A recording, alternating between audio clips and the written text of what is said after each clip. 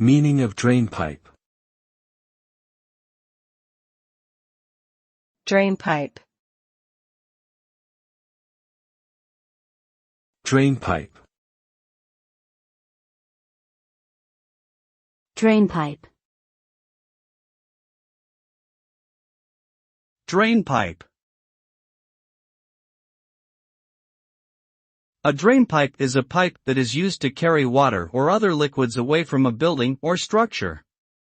These pipes are typically made of materials such as plastic, PVC, or metal and come in various sizes depending on the amount of water they need to carry. The primary purpose of a drainpipe is to ensure that water does not accumulate on a building's roof or around its foundation, which can lead to water damage and structural problems. By directing water away from the building and into a drainage system, drainpipes help to protect buildings from water-related damage and maintain their structural integrity.